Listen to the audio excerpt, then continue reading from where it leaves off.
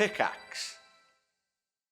Hello and welcome to this week's One Life Left podcast of the radio show. I'm Simon Byron and you're muted, Steve. I mean, this is an absolute sign of how well that show went. I muted my mic because my voice went, as listeners will hear in about an hour and 3 minutes time at the end of the show. So I had to get a glass of water very quickly, muted my mic, and then forgot to switch it back on. I am Steve Curran. Hello, Steve. Hi. That was a bit of a shambles, really, wasn't it? I'm just to clear up something towards the end, though. When you were talking about drunk networking, and you said that you woke up, you said you were drunk network, and you'd got a LinkedIn ad from somebody very famous in the games industry. Didn't say famous. I said important. Oh, important. Okay. I equate the two. Can't be one without the other. In my mind. I was like, why is Phil Spencer advertising to Steve on LinkedIn? I thought you were abbreviating advert, and that this famous person that you'd was advertising to you on LinkedIn. Oh, right. No. Adding. I see. Okay. That does make sense. Perfectly logical, Simon. So yeah, that was a bang average show. One thing at best. What we didn't cover though was so we talk a lot about GDC, where we've just returned from. I think we've been home sort of 48 hours. We're getting long in the tooth and old in the trunk, and struggle to cope with changing time zones. And British summer times just arrived. I just got used to the time yesterday, and now it's different today. That's it though. For how many months, Steve? Famously, 6, 7. It's not. It's seven, isn't it? 7. We discuss this every year. Okay. Talk about GDC. Was there any GDC gossip that we can't broadcast, Steve? Charles Cecil stood me up. What? I was texting him while we were out, trying to get him to come to the bar, and he was, he was ignoring me. He was leaving me on read. I don't think he knows that you can see on WhatsApp if they've read your message. And then in the morning, he said, "I can see you at 3 p.m." And I was sort of tentative about it, but he took my tentativeness as sounds very rushed. Anyway, see you in Dubrovnik. Very quick to shut me down. Now, what Charles doesn't know. The advent of SentiANNt has made me very confident with replicating people's voices, particularly if they've been a guest on the show. We have some very clean audio. Well, I mean, I say clean in certain terms. It's not clean, is it? Because we had to edit some words out. In fact, Phil did. Phil, our producer, who's here at the moment. Very clean, cleanish audio of Charles Cecil. So really, I don't need to hang out with him anymore. I can make my own Charles bot, and maybe, Simon, Charles bots might appear on the show soon. Really? But will Charles bot emerge from the sea and try and get off with our wives? I mean, I guess that's the end game, isn't it? Okay, so you got stood up by Charles Cecil. Anything else? What else happened? Any gossip? Not that I can think of. I assume you have some. I don't. I mean, I don't have any. All I have is. I tell you, the best piece of gossip was when I bumped into you on the show floor, and there was that member of the games industry who you were chatting to, and you encouraged him to tell me the story of him nearly broadcasting pornography. Well, he said he would have been quite happy to have shared that story on an interview. That was Simon from Roll7. A dear friend and good fun. Yeah, no, that was a story about another friend of mine was interviewing him a few weeks ago, and he asked me what he should ask Simon, and I gave 4 good questions he should ask him, and then I gave him the intro to how that story would have revealed itself, and that was you should ask him many things, but a few the question was, GDC is just around the corner, a time when many indies will be out pitching during back-to-back meetings. Any advice for those about to head over? What's the best way to prepare for such a hectic schedule, and how important is it to make sure you check what's on your laptop screen before you start presenting? Which is what he did. So yeah, that's got it from an old show. No, I don't have any new. I had an. I can't remember. Do you remember me talking to you about this? I had an awkward situation in Macy's on the Sunday when I bumped into a member of the games industry who was buying some jeans, and I was browsing, and then I said, "Oh, hello," and this person said, "No, it didn't say anything." I said, "What are you buying?" And this person went, "What do you think?" And I was like, okay, it's a bit rude. And, previously this person had, for example, in GDC's gone by, recommended where I could buy a stapler from when I bumped into this person on the street. So, we have had pleasant interactions. Yeah, it sounds... What do you think? So I could only conclude that this person is having an affair and was caught buying some clothes in Macy's. And just, reacted like that in order to throw me off the scent. Don't ever cross a member of the One Life Left team. If we try and make small talk with you, you respond. Otherwise we'll tell the nation you're having an affair. If you are. Only if you are. We'll only do that if you actually are, or we think you are. Otherwise, it wouldn't be fair. Steve, it's the only logical explanation I agree as to why this person was off with me. Nothing else makes sense. You are lovely, charming, always. Yeah. Great. Yeah. Good. All right. So we don't have any gossip. We've barely got a show. But thank you for listening. Here it comes.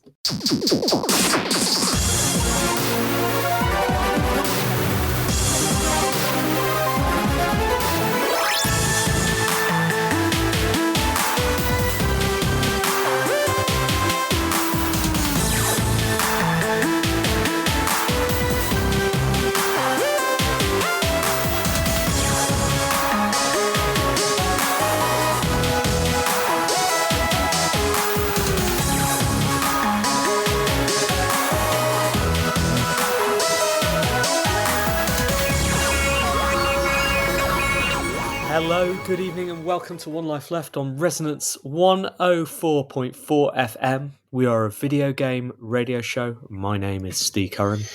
Hello to you. I'm Simon Byron. And I'm ANNt 2.0, the world's first video game newsreader AI. Smooth. Have you got any other things lined up for ANNt to say? And I'm ANNt 2.0, the world's first video game newsreader AI. That's all I have. But she's 2.0 today. Whoa. Been upgraded for this show. And the exciting thing about the news today is I don't know what she's going to say. Is that the only upgrade? That's the only upgrade. She's now armed. She's now sentient. Well, I guess we'll talk about that later in the show. But Simon, how are you? I'm tired. How are you? I'm tired, Simon. Really tired. Why are we both tired? Well, we return from across the Atlantic, where we voyage to the future to see what's happening, what's happened, what's going to happen in the world of computer and video games.com. Indeed. We voyage to the future, but also simultaneously the past. We're in San Francisco for the Game Developers Conference, so at the time 7 hours behind this time zone, now 8 hours behind this time zone, and we're both a bit jet lagged, aren't we? Little bit jet lagged. I never really got into the swing of US time. I got what I'll politely describe as a poorly tummy out there. And so on the Monday evening, I just lay in my hotel room on my own, staring at the wall, desperate to go to sleep, but also trying to stay awake, because to go to sleep too early in America, Steve, that's a fool's errand, isn't it? It is, as I found out on the Sunday night for different reasons. I joined regular listeners to the show will know that we had Johan Torresson on the show from Raw Fury a few weeks ago. He co-organises a gathering in the Mission area where the indies start drinking mimosas at 10:30 in the morning. What? I know. It's irresponsible, and I joined them. And I also fell asleep at 6 p.m. and woke up at 2 a.m. Don't remember how I got back to my hotel room. So yeah, All your games have been signed to Raw Fury, though, haven't they? Hey, Simon. I never saw Johan over there, but I did keep bumping into people who were at the Raw Fury do last night every day. It was just a non-stop party over there, wasn't it? By the sounds of it. What a good strategy! What a good strategy for him. I had a lovely time though. Generally, I apart from that first night, did meet a lot of people, had good fun, saw some good games, and saw you a few times as well, Simon. Not as much as I would like, Steve, but when I did, it was very good to see you. Yeah, I landed and went straight out to see you. That's how much I missed you. I flew into your arms. I mean, you were literally round the corner from my hotel, so yeah, by design, because I thought, how close do I have to be to Simon's hotel to make this persuadable? But it worked, and then I saw you on the last night I was there as well, and in between you were a bit ill, so I don't know what that says about our relationship. Did you give it me? Not deliberately. Okay. What else do we have to? Have you been playing games? Did I play any games on the way over? I didn't. You had your Steam Deck out there, though, didn't you? I did. I was so excited. It was my first transatlantic flight with my Steam Deck, so I booked it a seat. We went for some drinks beforehand. No, I'd like for the week before the flight, I was loading it up. I mean, I honestly felt, because there was so little storage spare, I honestly felt that my Steam Deck was heavier on the flight because of all the games I put on it, and then I played exactly the same game I've been playing all the time. So yes, I have been playing Far Cry 5, of course I have. I also revisited an old favourite as well. I did play on that on a plane. We can talk about that later. Well, that's exciting. I don't think I've been playing anything apart from my own games, which I think I've mentioned on the show, but I will recap in the review section at the end. There's a word for that sort of behaviour, Steve, isn't there? Playing with your own games. It's there is. It's diligent development. It is. Eating your own dog food. Is that what it's called? Something like that. I don't know. I'm not saying my games are dog food or anything else to do with dogs. But anyway, we'll talk about it in the show. And what I'm saying is I haven't had time to play games. I've been too busy developing them and networking, which is what GDC is all about. We'll have a GDC section because we don't have a guest today, do we, Simon? We don't. No, we can run through who said that they're going to be guests, and then our listeners can tick them off as they appear on the show, or heckle them if they see them before they appear. Good idea. Did you ask people? Yeah, of course I did. You did. Perfect. I did, as I was lying in my hotel room. I was trying to go to sleep and stay up at the same time. Fabulous. All right, shall we start the news? Well, let's start these before we start the news. Just to say, it's a new format, Steve, actually. So it is. You very kindly upgraded Ann to AnnBot 2.0. And as we've discussed previously, that means that we can now input some custom fields to her stories. Do you want to talk about this? You set them up. And so basically what she does now is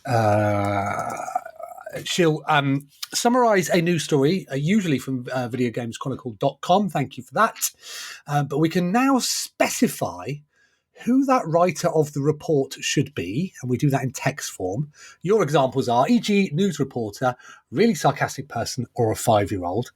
And then you leave a custom field, anything else you ask, and you give us some examples, e.g., close with a joke, shout, scanters out at the end, etc. So from now on, that's what the news will be. And as well as the story, Steve, I'd like you to see if you can guess what those custom fields were. Okay, I'm looking forward to it. This is the news. One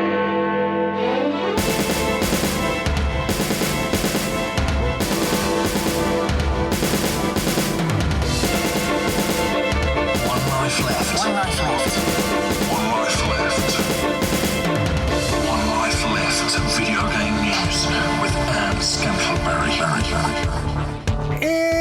7:07 on Monday, the 27th of March, 2023. I'm Simon Byron, handing over to ANNt 2.0. Despite the CMA's new evidence indicating that this strategy would be significantly loss-making under any plausible scenario, Microsoft and Activision have welcomed their updated provisional findings as it could potentially lead to approval of their $69 billion deal. Charles Cecil, however, remains furious about the deal because it could result in the Call of Duty series being exclusive to Xbox and reduce PlayStation's ability to compete.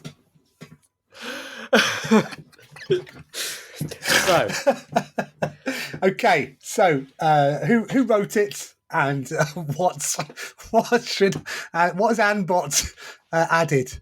So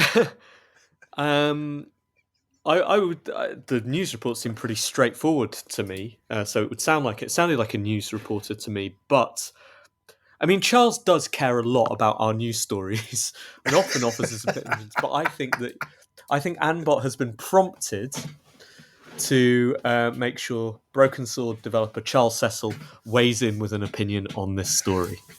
Okay, I'm gonna give. Obviously, that's 2 points there. It was written by somebody who doesn't believe it. Okay, she did sound quite sceptical. Yeah, and that Charles Cecil is furious about it because he loves the Dreamcast, was what I added, but there we go. So, Steve, it looks like the end is in sight. I hope so. Competition and Markets Authority has said that it no longer believes that Microsoft's proposed acquisition of Activision Blizzard will significantly reduce competition in the console gaming space. The Watchdog said on Friday that it had updated its provisional findings after receiving fresh evidence that alleviated some of its concerns about the $69 billion deal. Wonder who supplied the fresh evidence. I wonder if Where do you think that came? Supplied it in the form of a newspaper advert that they ran saying, "It's all fine, lads. It's all fine." So yes, it looks like those concerns have been alleviated. I mean, why they didn't submit that evidence or ask for that evidence right at the start?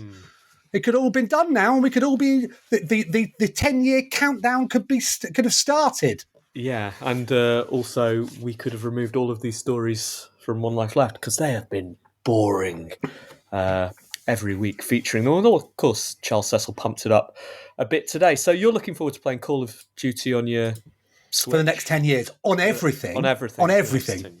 Okay. Yep. And then stopping immediately afterwards. Although the Competitions Markets Authority, sorry, there you go, thank you, have said that they believe it would be foolhardy of Microsoft, once it owns Call of Duty, to then no longer publish it on PlayStation 10 years and 1 day after the deal goes through. Let's see. Presumably there'll be a number of significant changes to the games market over the next 10 years. Anyway, what version of the PlayStation will we be on by then? Well, I don't know, but just imagine if Nintendo, as a laugh, stops making the Switch just to make sure that Microsoft has to put Call of Duty on it for the next 10 years. For a laugh. Yeah. Okay, good news. All right, let's go on to news story 2. Builder Rocket Boy, the former Grand Theft Auto developer, is releasing 2 AA products, Everywhere and Mind's Eye, this year consisting of a world of endless possibilities and a high-octane AAA story-driven action-adventure game. Everywhere will feature no blockchain components, but it's still hard to imagine how that everywhere will actually become reality given the current world of limitations. Perhaps nowhere is a more appropriate name. Okay, I have no idea what the tone was there. Well, it's somebody who's rightly sceptical of the whole thing. I was going to say sceptical, but I said sceptical, okay. So I should have said it. Okay, and then she added a little joke at the end, which was good. Make a joke about the game's name meaning the opposite of what they claim. The opposite of what they claim here will come true. She did it. She did it! Well done, ANNt 2.0. Good work. I also didn't really follow the news story. Now, to be fair to ANNt 2.0, I don't think I read the story on videogameschronicle.com. I, as a reader, did not understand it, nor do I think did the writer. Okay. I believe so. The game is called Everywhere, but it's going to have stuff in it, right? Of which So, so the exact wording from videogameschronicle.com says everywhere, which will be released later this year on PC with console versions to follow, is billed as a new platform that offers a world of endless possibilities where you can be whomever you choose and forge your own path. Mm-hmm. Imagine being whomever you choose and having to follow a predetermined path. As well as everywhere, however, Builder Rocket Boy has revealed that it's also working on a completely new second title called Mind's Eye. Great news. Sounds like they have absolute confidence in everywhere in that case. No, well, I don't know. It's just Builder Rocket Boy described Mind's Eye as a high-octane AAA story-driven action-adventure game set in a world of futuristic corporations, conspiracy theories, and sinister new technologies.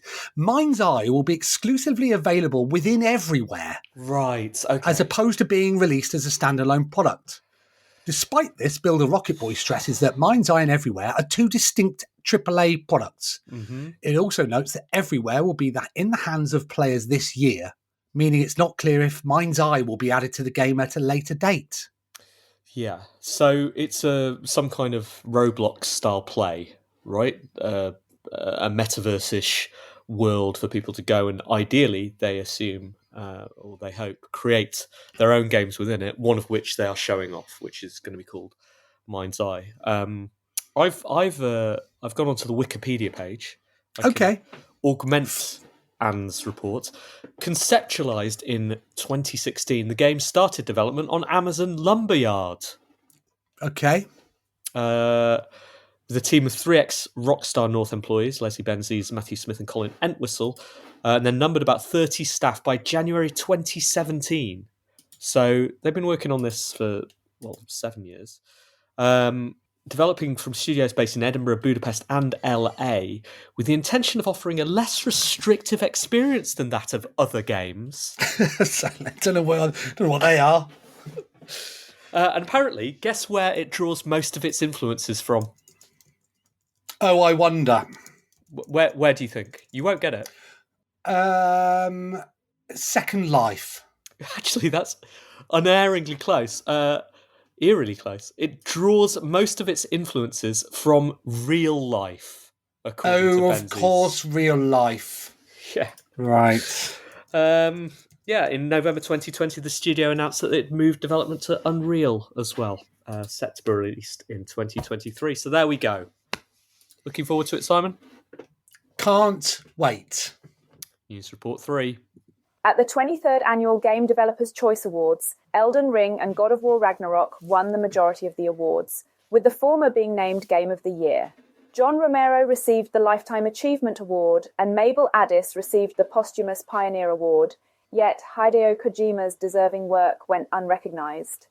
I am incredibly disappointed by this outcome, and find it yet another example of the industry failing to recognise Kojima's genius. Okay, so I think you added something in about Kojima here. Someone, someone distressed and upset that Hideo Kojima didn't win an award at the Game Developer Choice Awards. So who could that author be? Who could that author be? Hideo Kojima? No, Simon the other Byron? one. No, Jeff. Oh, okay, very good. Yeah. So, what do you think of the awards? I was invited. Oh, very good. But Why? I was unable to make it. I was on the jury, wasn't I? Were you? I didn't know was this. for the audio award. Ah, of course, you are an expert in audio. Indeed, I am. I was in a marching band once, and you love Muse. And I love Muse. Yeah, so they must have heard that CV and signed you right up. I've heard enough, they said. Yes. So everything went to Elden Ring, is that right? And what else? I guess. Sorry, I got confused by when you said everything. I got confused with the game Everywhere when I was going to draw. Stray won something. God of War Ragnarok. So there were two awards held on the Thursday. There was the Game Developers Choice Awards and the IGF Awards, and that was the jury that I was on, the IGF. Ah, okay. Because God of War Ragnarok won Best Audio, didn't it? Did it? in the Game Developer Choice Awards. Okay, but Elden Ring also won at the IGF, didn't it, as well? Is it an independent game? I think it won. Did it not? Am I wrong? That it won an IGF award? I'll have to open that up in a second. Maybe I'm wrong. I might be getting confused. This is One Life Left's traditional attention to detail when it comes to awards, of which there seems to be an awards ceremony announced every week, or awards nominations announced every week. We're constantly covering them, yet we still don't pay attention. You would have thought somebody would have realised that it's an easy way to get news coverage, isn't it? So, yes, but the other winners were Sam Barlow. Okay. Won won. Which one, the IGF or the Game Developers Choice? He won in the Game Developers Choice Award, and he won the Excellence in Narrative on the IGF. Oh, well done, Sam. He's been on the show, hasn't he? He has, exactly. You would have thought so. It evidently One rubbed of off on me. us. I don't think this is great radio, Steve. I'm really confused by these tabs and these acronyms. Well done to all of the winners Yes. and the nominees. Congratulations, Yes. everybody. Goodbye. As a human, I'm worried that Ubisoft has unveiled a new AI tool to assist its scriptwriters, and that it will soon be used to generate the first draft of the chatter of crowds and triggered NPC lines. While this could revolutionize the way games are made, many in the industry feel that it's more important to invest in human writers instead. Thankfully, Ubisoft is not limiting its research and development to AI creation. It has launched a joint research project with Riot Games to combat harmful content in online game chats. Now, if Ubisoft could only figure out how to make a joke, that would be perfect. This must be SentiANNt as an AI that's pretending to be human. Not bad. She's writing as just a worried human. Okay, a worried human. All right, and closing with a joke again. We're trying to closing with a joke about something. A joke about humans writing Ubisoft games. Closing with a joke about something humans writing Ubisoft games can do that artificial intelligence can't.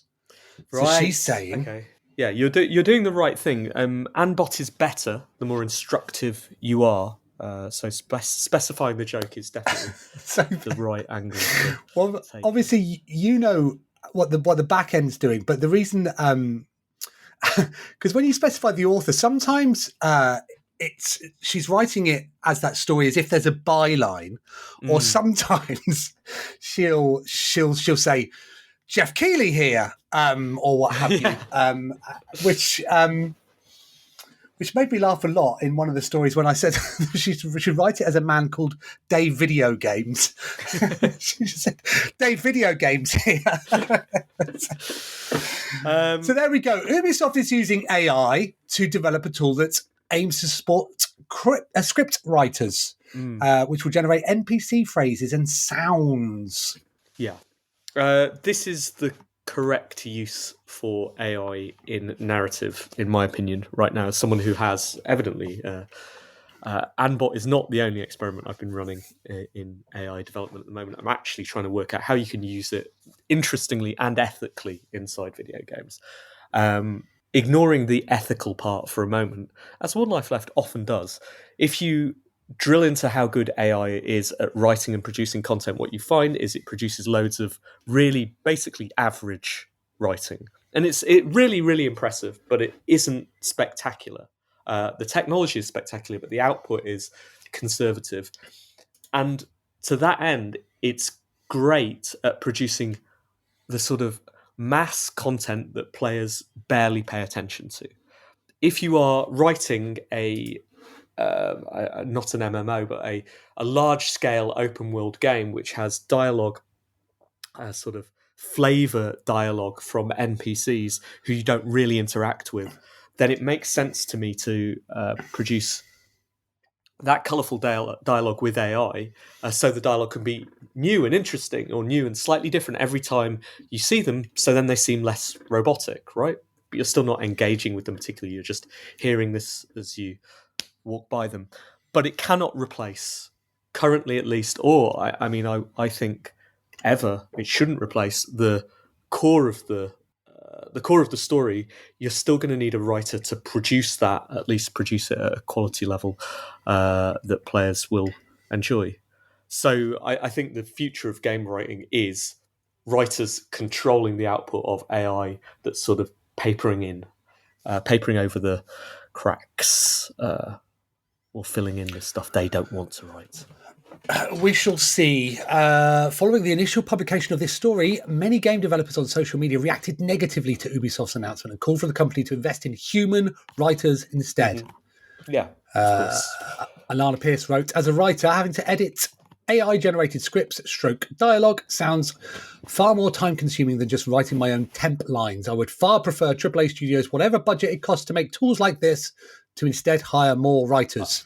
I think that's absolutely true. Like, editing that stuff is going to take forever and is pointless. You still need some eyes on it, and writing that dialogue takes no time at all because, as I said, it has to be an average, and even a half-good writer can just churn that stuff out really, really quickly. However, that's not the purpose here. A half-good writer can't create infinite amounts of content, and that's what you practically need to produce, an NPC who every time you walk by is saying something slightly different.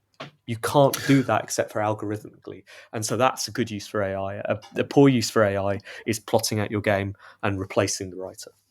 Ubisoft updated their reports. Ubisoft LaForge researcher Ben Swanson stated during his presentation on AI that Ghostwriter, which is what they're calling the system, is not used for cinematics or lore, but is more about making barks. Exactly. Lines, and that's what they call lines players hear from NPCs as they pass by them in a game. 100%. Barking. Indeed. All right, let's do news story 5. It looks like Tim Sweeney was inspired to launch Unreal Editor for Fortnite, alongside its newly created Creator Economy 2.0, allowing Fortnite players the opportunity to make content and money with the game. Epic even reserved 40% of revenue from the Fortnite's item shop and real money purchases to be distributed based on how much content is created. Talk about Robloxing off success. Indeed. Talk about Robloxing off success. Did you ask Anne to make a joke at the end of the news story about Roblox? Yeah, that was written by Dave Video Games, and it was making a joke about Tim Sweeney ripping off Roblox. Or Robloxing off. Yeah, so it's quite clear that everywhere, they're not the only people going for this market. And if you're going to bet on anyone, you'd bet on the people who've already got the audience installed, right? Yeah, big news this, really. Opening up Fortnite for players to be able to create Roblox-style experiences and more. Mm-hmm. Who knows? Unveiled at their State of Unreal conference at GDC, which was happening next to GDC. It's called Unreal Editor for Fortnite. Alongside what it's calling Creator Economy 2.0. UEFN is a new PC application for creating and publishing games and experiences directly into Fortnite. So much like with the Epic Store, they can afford to throw the cash around a bit, can't they? Which is quite rightly a strong method of tempting people across. Roblox is famous for not rewarding creators as much as some creators think they deserve. I think it's, 30% or something on Roblox? Right. They get paid. So I can't remember. No. Epic are already promising more rewards than that. And it seems more powerful tool set with the arrival of Unreal Editor as well. They gave some examples in short social media clips that I saw. And I mean, obviously it's easy to build upon a template. A lot of what I saw looked like sort of mods for Fortnite. Mm-hmm. But as we've seen with other engines like this, people often find a way of being extraordinarily creative with them. So who knows what we'll see? I wonder whether we'll see a ultimately, like people choosing to publish their games, which are also published on Steam, for example, inside Fortnite, as a completely separate platform and another store almost. And then I wonder whether that will start to make things like Steam look archaic. And that again seems like a path to the metaverse, as I'm sure Tim Sweeney believes as well. All right, final news story. Final news Jeff story. Bezos here. We are excited to announce tonight that Amazon Luna is now available in the UK, Canada, and Germany. On top of that, you can now get the Luna controller to enhance your gaming experience. Plus, with our Amazon Prime membership, you can access additional games until March 31st, which is a lot better than Google Stadia, which is taking a permanent vacation.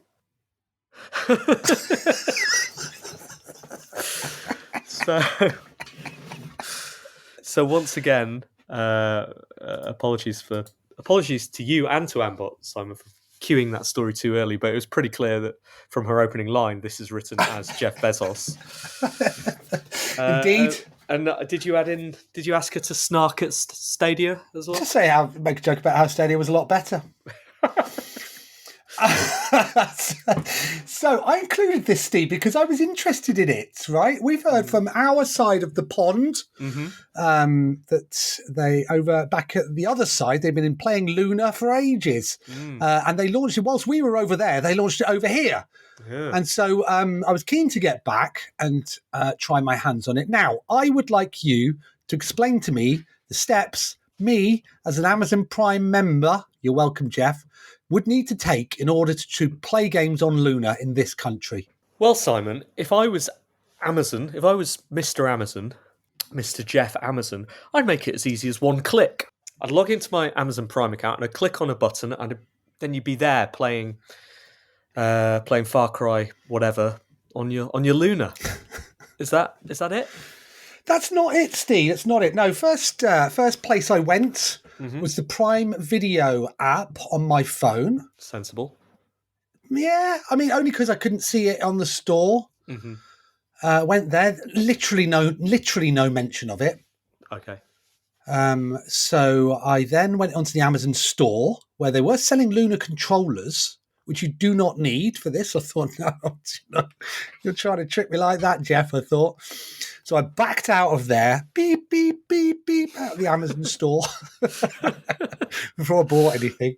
And went to... I Googled, how do you play Luna in the UK? Went to an article by Lifehacker that says, you click here. And you click to a website on Android called luna.amazon.com. And then it says, it looks like you're not in this country. Please click here. So I then clicked there. So it was linked me to the American Luna, which then bounced me back to the UK Luna, which then said, so it's on my phone. It's on my Chrome browser on my Android phone. Okay. Perfect. But can you play it from there? No, you can't. You have to then download that web shortcut as a web app to your phone and launch it from there. From which point you can then enjoy Mega Man in the bath, which I did. I was trying out the bath for you this morning, Steve. Yeah, and so it was with it's with touch controls. And once it was up and running, it worked very well. But a few hoops to jump through before you can use Luna in this country. Sounds seamless. You obviously went all in on Stadia. You had 2 Stadia. Stadiopodies. Although you only have 1 controller now, don't you? I do. I smashed another for a joke, which no one noticed. So you went all in on Stadia twice. How do you feel about Luna? How does it compare? Is it going to last longer than Stadia?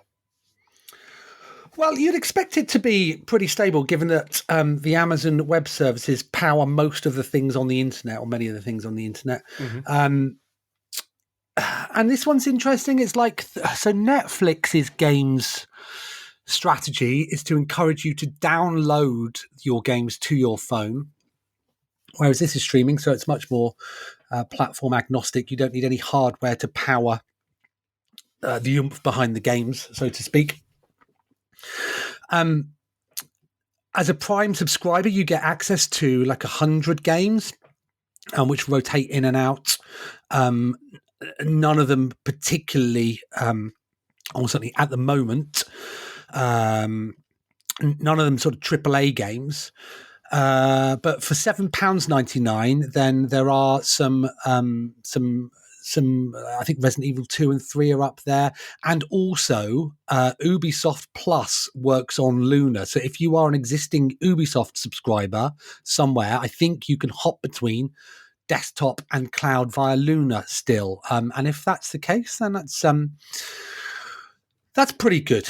And is the lineup the same across the world? Like, do the US customers have the same games as the UK?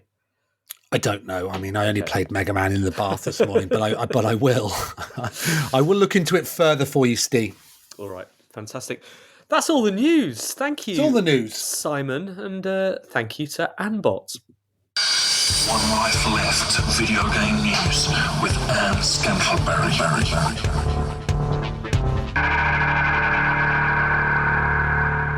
You're listening to One Life Left on Resonance 104.4 FM. We're a video game radio show. We're also available on the internet at www.onelifeleft.com. There you can read the podcast notes, which are put together by our under caretaker Phil, who is listening live to the show right now.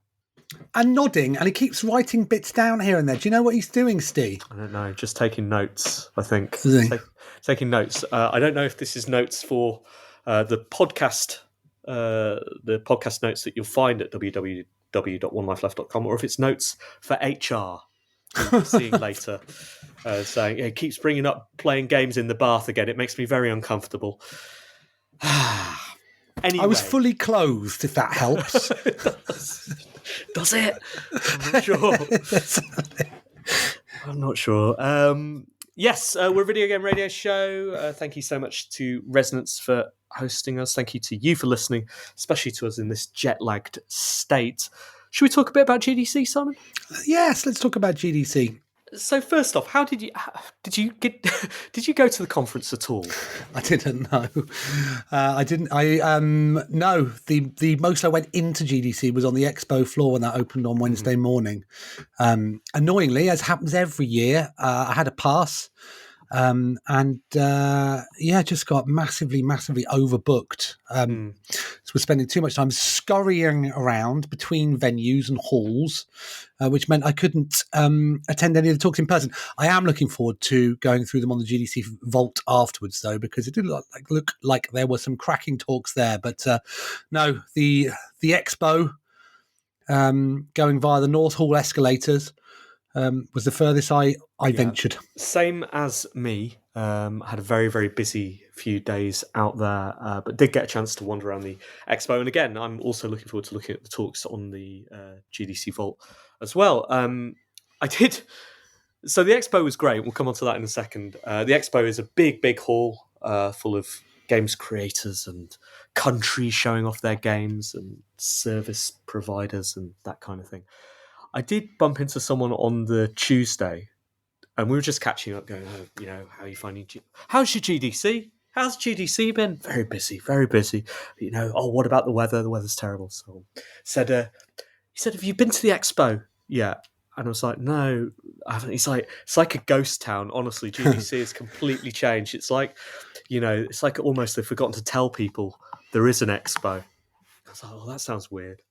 The expo didn't start until Wednesday, so I don't know how this person got in, but no wonder they found it like a ghost town. It was only setting up. Anyway, how did you find the expo, Simon? Well, I really like walking the expo when it opens. I like the games being displayed. I like walking through the Control-Alt-Delete bits. Alt-Control, sorry. Write that down, Phil. And I enjoy the country booths as well. I thought France had a very strong showing this year, Steve. I also really like doing anything for merch, which I then bring back for my son. I rolled a big inflatable dice 3 times to try and win some Amazon socks, Steve, which I did. Were you one of the people who followed the signs in the Unreal booth to the bit that said swag? Yes, I picked up an Unreal T-shirt for my son. I'll tell you what else I did. I walked through that and thought, I wonder who has the sort of lack of dignity that will What man does send them that? over there. What man would tweet a picture of himself on the Nreal augmented glasses stand in order to get a bag that was too big?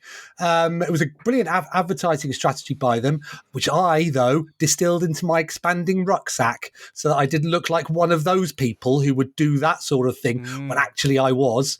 And inside it was a jumper and a leaflet and a wireless charging pad. You're welcome, Dexter. What sort of man would pretend to follow some crypto things just to get some crypto T-shirts for his NFT-obsessed son? Not me. You wouldn't tell from my expanding backpack, Steve. What other socks did I get? I got some more socks. I got some other bits and bobs, a few pins, some stickers, some T-shirts. I think prize possession for Dexter will be the T-shirt I got from Valve, Steam T-shirts. Right. But you had to venture quite far out of the conference in order to get that and sit around a round table. Of course, really long-term listeners to One Life Left will know this is the site where we once scored our most impressive pieces of swag ever, which were the BlackBerry tablets. I still think fondly about how we followed that man around until he gave us 3 BlackBerry tablets. I still have mine, and occasionally I Google, BlackBerry tablet hack. Yeah, because it has its own operating system, because it's a really nice tablet, isn't it? It is heavy. With a great camera. Didn't you put it against some stumps once in an effort to try and bowl it over? Yeah, I used to film all my cricket with it, which is, I'm sure it's what BlackBerry would have wanted. That's what all the businessmen do. Isn't it? I have to say, though, those augmented sunglasses are great. What's augmented about them? That you put them on and they plug a USB-C lead from your Steam Deck or your phone or anything else into it, shove it in, and it looks like you've got a 130-inch screen in front of you.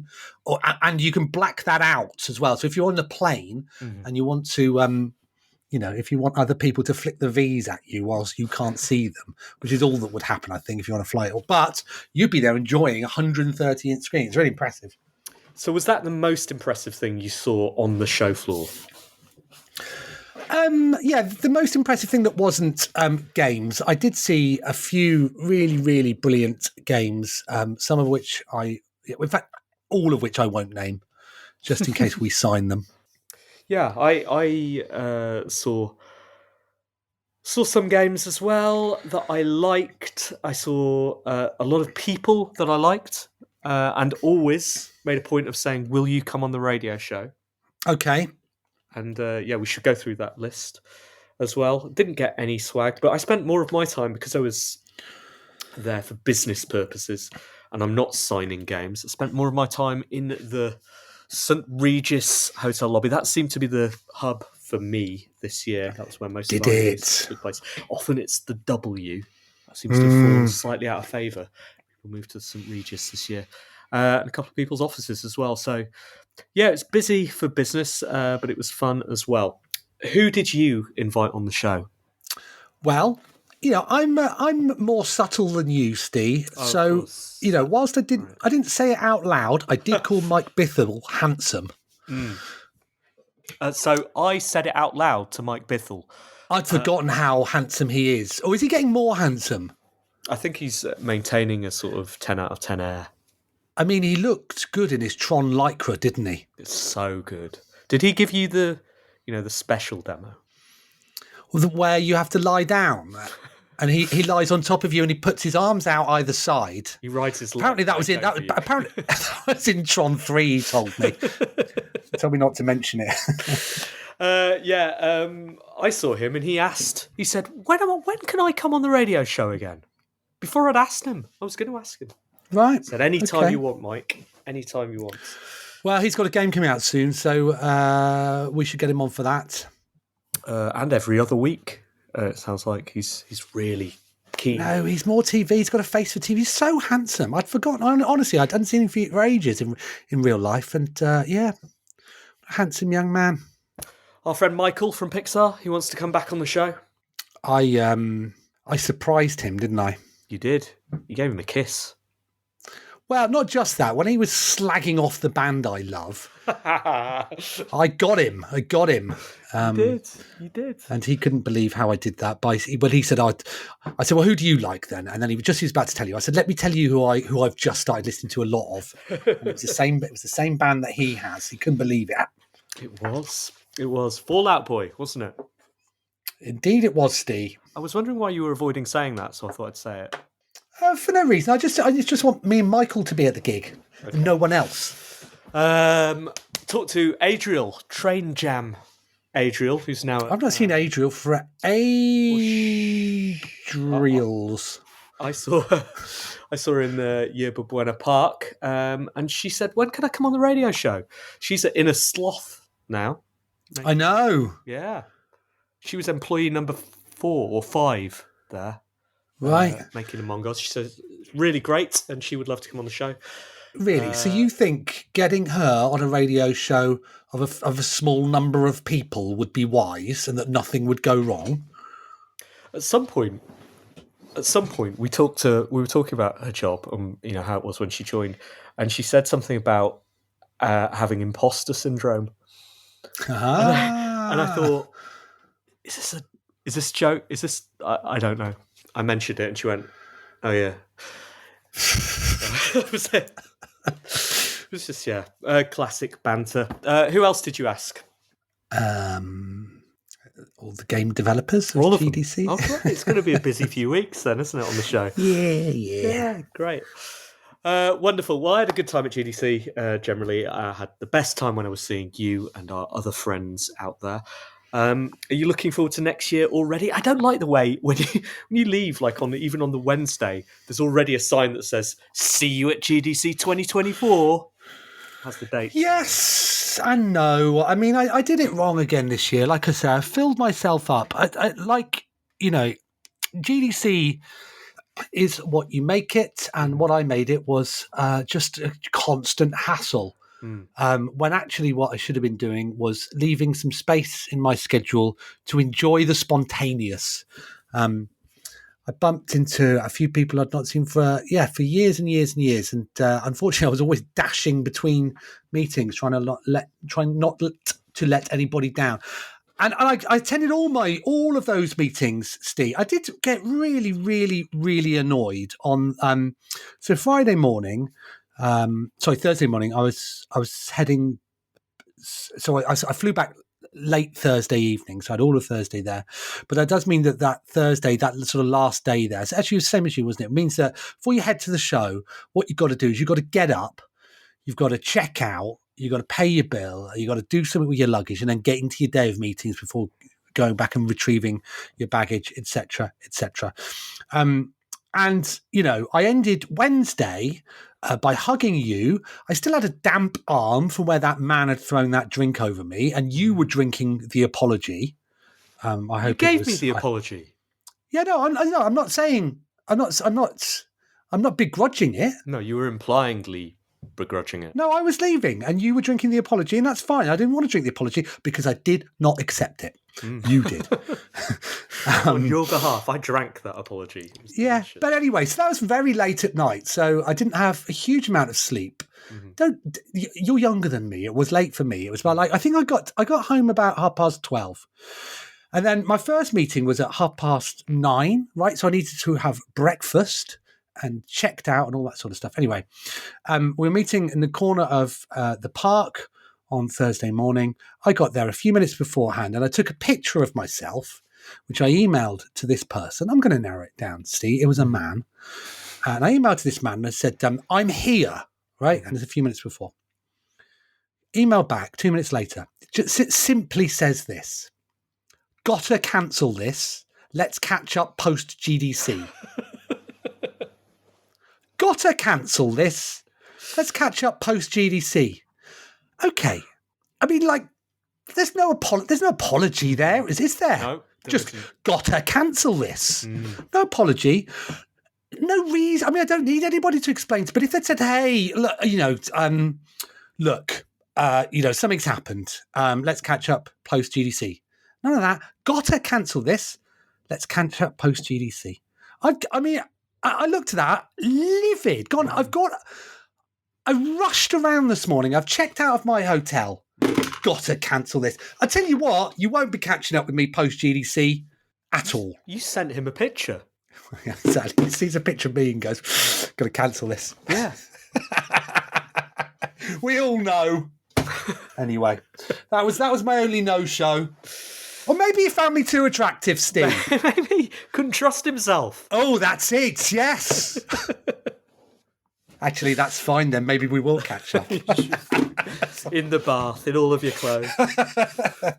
All right. Okay, we should get on with the letters, shouldn't we? Email, messages, and forward BCC. One Life letters. I am not sure whether we have any letters beyond the one that I found in the mailbag. Do we have any in the inbox? Not in the inbox, no. Why do you think I was filling so much? Oh, you do very well. Dear Team and SSG, writes Zubair, in the theme of games that people love but don't click with you personally, I played all the way through friend of the show Sam Barlow's Immortality. All the reviews and praise were, as expected, hugely positive. However, my experience was not. It's a technical marvel. I was amazed at the skill required to link the clips together. However, I fell into a gameplay loop going back and forth and systematically clicking. Therefore, I felt the experience was possibly diluted from watching the game rather than playing it. I didn't really enjoy the overall story, and the Barlow twist was not as surprising as I personally expected. Sorry if that's a spoiler, I'm trying really hard not to reveal anything. That being said, I played it all the way through because I was fascinated by the story of Ambrosio. So once I completed my collection, I sat and watched the entire film. 7 out of 10. Have you ever played a game where you enjoyed a section far more than intended in a wholly negative gaming experience? Love the show, Zuba. That's a great question, isn't it? I mean, I do often not get on with the games that everybody else pretends they like.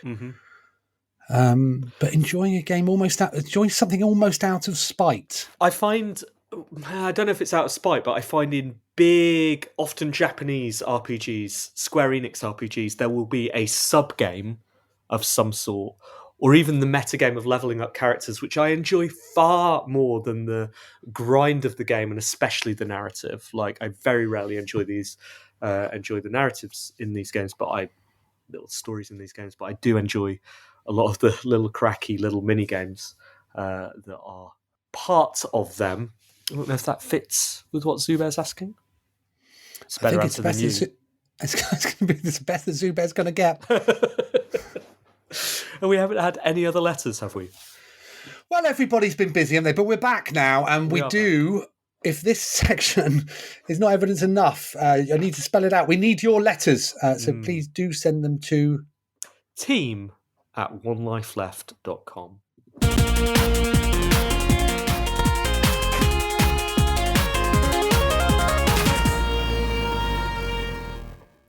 You're listening to One Life Left on Resonance 104.4 FM, and I think it is just about time for the reviews. Simon, what have you been playing this week apart from Far Cry? Well, I have been playing Far Cry 5. I'm still not out of Faith's area, but I will be soon. For some reason, I stumbled across somebody talking about Split Second, and I thought, I enjoyed that during the day, didn't I? I've got a Steam Deck, and that runs all the old games very well. I'm going to buy Split Second, so I bought Split Second on Steam, and I have to say, I'd forgotten how brilliant it is. It's a game that really does stand up to the test of time. It's an arcade racing game developed by Black Rock Studios, and it's set around if the Running Man was a game show in which men had to escape, or they were prisoners, weren't they? Actually, and I don't think they were all men. Had to escape from the TV show. This is a TV show in which cars escape, and where they have. So there's a loads of artificial conceits about cars driving around tracks that are being blown up as you go around them, and you can activate things that will cause obstacles to fly across the track, routes to open up, big explosions. It has a number of different episodes, different stages with each. Helicopters are shooting missiles at you, and one you deflect them back at them, and it's just glorious fun. Runs a solid 30 frames a second. It would run more than that, but apparently the Steam version is locked at 30 frames a second. This is from the age of dark PC ports, and if you want more frames per second, you've got to download a cracked version, don't you, and then patch that. And that's not something I'm prepared to do because I don't understand that world. Anyway, I was chatting to a few people about Split Second and how much I was enjoying it over GDC. And a friend of mine explained why. Because famously it didn't do very well. So it's rated very highly, but it's a game that didn't sell and ultimately played its part in Disney Interactive sort of failing as a publisher. Steve, do you know why it didn't sell? Absolutely. Or part of the reason? No. Well, so a friend of mine was telling me about his mate who was working on the game, and they were all really excited, and all of the signs were that it was going to go down well and it was going to be a hit. And they were in a meeting a month before launch, what have you, and they were being spoken to by the publishing team, who explained everything that they were going to do when it was due to be released on the 18th of May 2010. And the developer apparently said, why are we releasing it on the 18th of May 2010? What about Red Dead Redemption? And apparently the publishing team went, what's Red Dead Redemption? So it came out on the same day as Red Dead Redemption. Right. Now, back in those days, being present in store and all of that sort of stuff was hugely important. And so it had an awful start and could never recover. 7 out of 10. It's really good. It's really good. Simon, maybe you publicising it so hard on our radio show will lead to it finding a home in the hearts and minds of all of our listeners, and perhaps the cancelled sequel being reborn. It's really good. Okay, 7 out of 10. What have you been playing? Not much. I played Minter's new game, Akka Arrh. Okay. Which is It's quite a cute story, really, isn't it? That Atari fell out with Jeff. They tried to, I think they, said, stop tempesting around. A big row. Everyone, was obviously on Jeff Minter's side, and I don't particularly know what happened in the short term, but in the long term, they ended up working together. And Akka Arrh is an old Atari game that Jeff has taken it was never released at the time, but taken the old design documents and reinvented for now. And you know what it's like? It's like a Jeff Minter game. If you played a Jeff Minter game before, you'll have exactly the same emotions. And if you liked all of those games before, you'll like this one too. I don't really get it, honestly. It's a bit more complicated than going down a tunnel. There's stuff to do with lobbing bombs around and destroying things in chains. But I liked it, 7 out of 10. And then I went back to developing my own game, Simon, which I'm still working on. Now I think I talked about them on the show. Did I talk about them on the show? You've talked about most of them, if not all of them. There's one that I was showing off at GDC to some people accidentally, and indeed when I got absolutely wrecked. I'll tell you something that genuinely happened. I woke up on, I think, the Wednesday morning with a LinkedIn ad from a man who's very important in in games publishing, or at least the sort of games that I want to publish. LinkedIn ad from them. And I thought, where on earth? Why is that happening now? Why is he adding me? I'd been too scared to approach him. And it turns out I did some important networking while I was absolutely wrecked and can't remember it on the Sunday night. Well, there you go, Steve. Someone said you have to see Steve in his new puzzle game. It's really good. So that's one of the things I've been working on. I've also been working on this word game that is currently working title called Scriddle. You can find it at steecurran.com/Scriddle, SCRIDDLE. And it's a word game in which you build on a base word to the left or to the right. If you like little daily word games, you may like this. I think it's quite good. 7 out of 10. Good stuff. We're running out of time, Steve. Again. Yes. It's been a super fun radio show, even though we're jet lagged. Simon, it's been really good to see you. It's even better Nice to see you in person. Thank you everyone for listening. We'll be back next week. But until then, we're one life left. Goodbye.